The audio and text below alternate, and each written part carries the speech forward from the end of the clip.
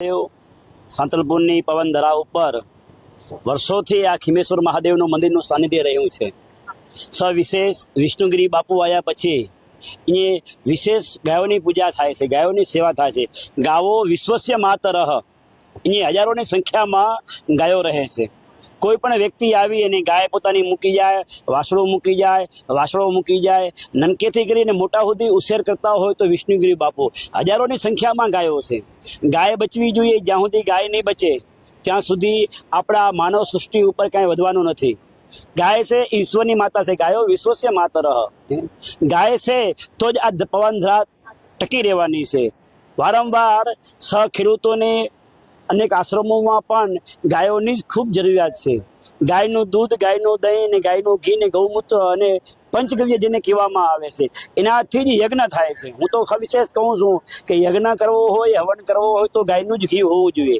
જો ગાયનું ઘી ના હોય તો યજ્ઞનો કોઈ મતલબ નથી. કારણ કે યજ્ઞની અંદર 1 ચમચી ગાયના ઘીની આહુતિ આપવામાં આવે તો 100 લીટર ઓક્સિજન ઉત્પન્ન થાય છે. એટલે સવિશેષ જેટલા આશ્રમો છે, સંન્યાસી છે, ભૂદેવો છે અથવા સમસ્ત હિન્દુ ધર્મને મારી એક જાહેર અપીલ છે કે પોતાના ઘરે એક ગાય રાખો. ગાયો બચાવો એ વાતો આપણે ખૂબ કરીએ છીએ, રેલીઓ આપણે ખૂબ કાઢીએ છીએ ગાયોને બચાવવાની માટે. પણ ગાયોને બચાવવા માટે પોતે સ્વયં જાગૃત નહીં થાય ત્યાં સુધી ગાય બચશે નહીં. એક વ્યક્તિ એવો વિચાર કરે કે હું ગાયનું દૂધ ખાઈશ, ગાયનું જ ઘી ખાઈશ ને ગાયની જ છાશ ખાઈશ, તો ઓટોમેટિક ગાયોની માંગ વધશે. કેમ? તો ગાયનું ડિમાન્ડ વધશે, ગાયના દૂધનો ડિમાન્ડ વધશે, ગાયના ઘીનો ડિમાન્ડ વધશે, એનો ભાવ વધશે, એટલે ઓટોમેટિક ગાયો વધશે. એટલે સવિશેષમાં મારી બધાને નમ્ર સનાતન ધર્મીઓને એક વિશેષ અપીલ છે કે ગાયોની સેવા કરો, ગાયોને ઘરે રાખો અને સમસ્ત ગૌરતી બનો. કે બસ ગાયનો જ યજ્ઞ કરવો છે તો ગાયનું જ દૂધ જોશે અને ગાયનું જ ઘી જોશે. વિશેષની અંદર ખીમેશ્વર મહાદેવની એ પ્રાણ પ્રતિષ્ઠા ભવ્ય ચાલી રહી છે.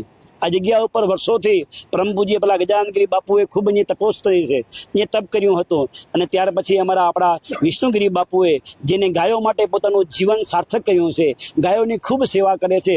પગમાં ચંપલ પણ પહેરતા નથી. શિયાળો હોય, ઉનાળો હોય કે ચોમાસું હોય, એક વિશેષની અંદર છે એક ચંપલ પણ પહેરતા નથી અને હજારો સંખ્યાઓમાં ગાયોની સેવા કરે છે. બસ મારી એવી નમ્ર અપીલ છે દરેક સંન્યાસી સંતોને, બ્રાહ્મણોને, સનાતન ધર્મીઓને કે ગાયોની સેવા કરો, ગાયોની પૂજા કરો અને ગાયો બચશે તો જ આપણે બચશું. અસ્તુ.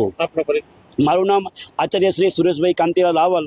હું પોતે ભાગવત કથાકાર છું અને હાલ જે પ્રતિષ્ઠા થઈ રહી છે એનો આચાર્ય છું, આચાર્ય પદે.